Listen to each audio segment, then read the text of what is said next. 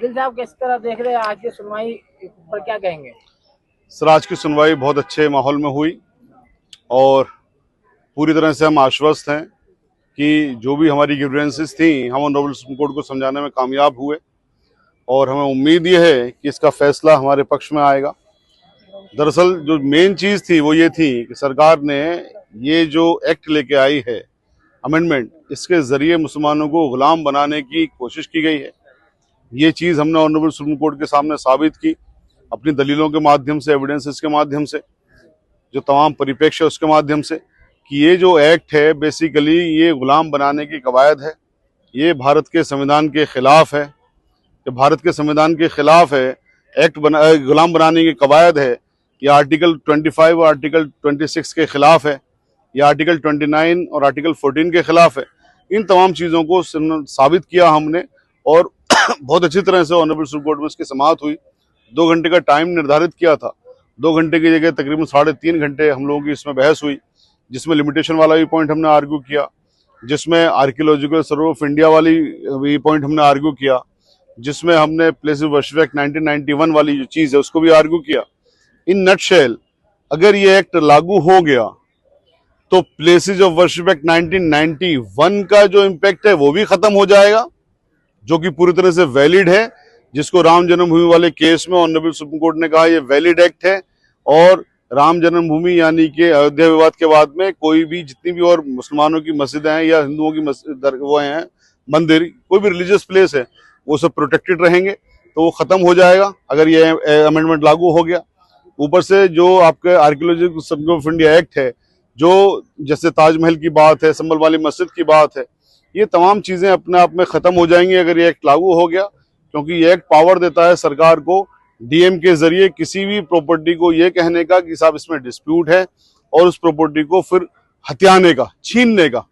जैसे ही डीएम कहेगा कि इसमें डिस्प्यूट है किसी प्रॉपर्टी में, चाहे वो संभल की मस्जिद हो या लाल किला हो या जामा मस्जिद हो या ताजमहल हो, अगर डीएम ने कह दिया इसमें डिस्प्यूट है, वो फौरन उसी प्रभाव से, उसी वक्त से वो सरकारी जमीन हो जाएगी, जिसको कोई चैलेंज नहीं है। लेकिन सब जिसको कोई चैलेंज नहीं है अनफॉर्चुनेटली। सब सुनवाई के दौरान क्या लगता है आगे चल के मुसलमानों के पक्ष में फैसला आने, और क्यों जिस तरह हिंदू पक्ष के वकील फुल कॉन्फिडेंस में दिखाई दे रहे हैं इस मामले को लेकर के, क्या लगता है आपको मुसलमानों के पक्ष में फैसला आएगा? मैं पहले तो ये बता दूं, ये हिंदू मुसलमानों की बात नहीं है, ये बात है देश के उस वर्ग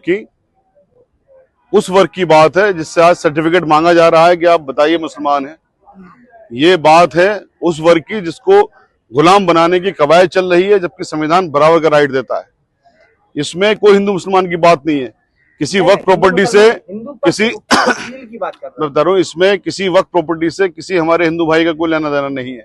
ना उनकी कोई वक्त प्रॉपर्टी, ना उनकी किसी प्रॉपर्टी को वक्फ ने लिया है आज तक, ना उनकी किसी प्रॉपर्टी पे वक्फ का कोई किसी भी तरह से हमला है। तो ये जो प्रेस की कवायद है कि इसको हिंदू मुस्लिम बना देते हैं, ये वो चीज नहीं है। अब जो हिंदू पक्ष वाली आपने कहा कि जो वकील साहब का आपने नाम लिया, वो बेसिकली वो तो एक हिंदुस्तान के अंदर जिहाद छेड़ना चाहते हैं, वो तो हिंदुस्तान के अंदर हिंदू मुस्लिम दंगे करवाना चाहते हैं, हर चीज के अंदर वो ये सब चीजें करते हैं। तो ये जो चीजें हैं बेसिकली जो हिंदुस्तान है वो सभी का है, वो हिंदुओं का उतना ही है जितना मुसलमानों का है, एंड वाइस वर्सा, और तमाम मजहब के लोगों का। तो इसलिए इसमें किसी भी चीज में हिंदू मुस्लिम करने के मैं सख्त खिलाफ हूँ, क्योंकि ये बेसिकली हिंदू मुसलमानों का मुद्दा ही नहीं है। ये मुद्दा है सरकार की उस कोशिश के खिलाफ, जो कोशिश मुसलमानों को गुलाम बनाने के लिए की गई है, मुसलमानों की प्रॉपर्टियां छीनने के लिए की गई है, उन लोगों के द्वारा। जो हमने यहाँ पर ऑनरेबल सुप्रीम कोर्ट के अंदर पहुंचे हैं, हमारे साथ में दलित भी हैं, हिंदू भी हैं और दूसरे मज़ाहिब के लोग भी हमारे साथ में हैं। हमारी पिटिशंस में जो हमारे साथ में लड़ना चाहते हैं, लड़ रहे हैं। तो बेसिकली ये सरकार की उस कोशिश जो मुसलमानों को गुलाम बनाना चाहता है, उसके खिलाफ लड़ाई है। बाकी तमाम लोगों को जिनको हम जानते हैं, मुसलमानों के तौर पर, दलितों के तौर पर, ओबीसी के तौर पर, आदिवासी के तौर पर, हिंदुओं के तौर पर, यानी ये सारे लोग एक तरफ हैं। सरकार की ये कोशिश जो गुलाम बनाने की है, ये एक तरफ है। क्या कानून में कुछ बदलाव होगा या रद्द हो सकता है पूरा? बिल्कुल, देखिए पूरा यकीन है हमें रद्द होगा पूरा कानून, क्योंकि पूरे कानून के अंदर कोई भी ऐसी चीज नहीं है कि जो लागू होनी चाहिए, सिवाय एक चीज के जो वो कहना चाहते हैं कि साहब आगा खानियों के लिए अलग वक्फ बोर्ड हो। ठीक है साहब, हो जाए, हमें कोई दिक्कत नहीं है। आगा खानी के लिए और दूसरे जो हैं आपके शियाओं के लिए तो ऑलरेडी है, औरतों का ऑलरेडी प्रोविजन है उसके अंदर। तो इसके अलावा इसमें और कुछ भी नहीं है, बल्कि इन्होंने जो पूरी कोशिश की गई है, अगर मैं एक अल्फाज में कहूँ कि एक तरफ तो आप डीएम को अपॉइंट कर रहे हो प्रॉपर्टियां छीनने के लिए, दूसरी प्रॉपर्टी आप कर रहे हो कि आप इसमें अगर ये हो गया तो उसकी वजह से वर्शिप एक्ट 1991 भी खत्म हो जाएगा, उसकी वजह से आर्कियोलॉजी एक्ट का जो इम्पैक्ट है वो भी खत्म हो जाएगा। तो ये और उसकी वजह से आपका लिमिटेशन का जो एक फायदा मिलता है कि साहब जो प्रॉपर्टियां हैं वक्फ की, अगर किसी वाकिफ ने उनको इनरोल नहीं कराया, रजिस्टर्ड नहीं कराया, तो उसकी सजा वाकिफ को मिलनी चाहिए। वक्फ प्रॉपर्टी आप नहीं छीन सकते, तो उसका भी उस पर भी एक हमला हो जाएगा, वो भी चीज खत्म हो जाएंगी।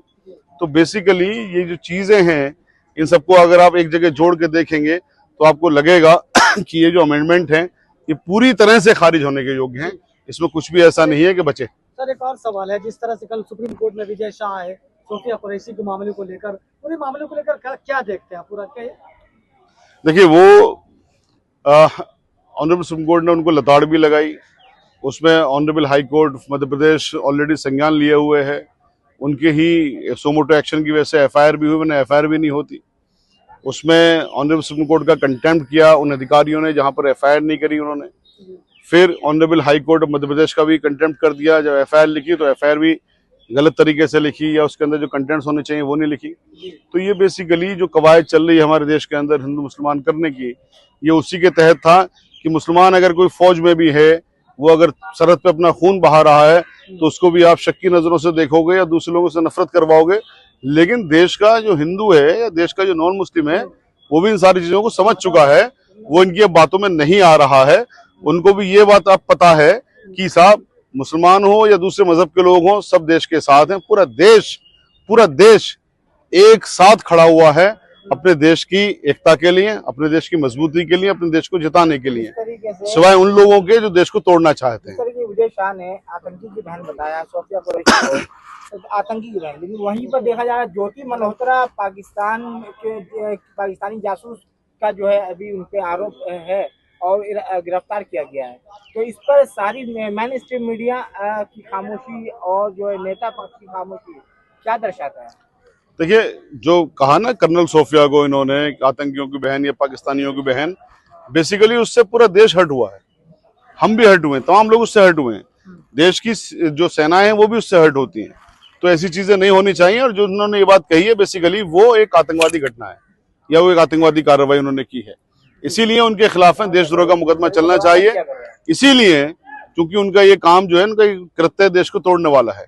अब जो दूसरी बात आपने कही कि साहब कोई फला इंसान भी और भी देश की स्पाई में बुक हुआ है या उसको पकड़ा गया है, जो भी देश को तोड़ने की कार्रवाई करेगा, चाहे उसका मजहब कोई भी हो, उसके खिलाफ कानूनी कार्रवाई यूएपीए के तहत होनी चाहिए, चाहे वो विजय शाह हो या वो मल्होत्रा हो या कोई भी XYZ हो।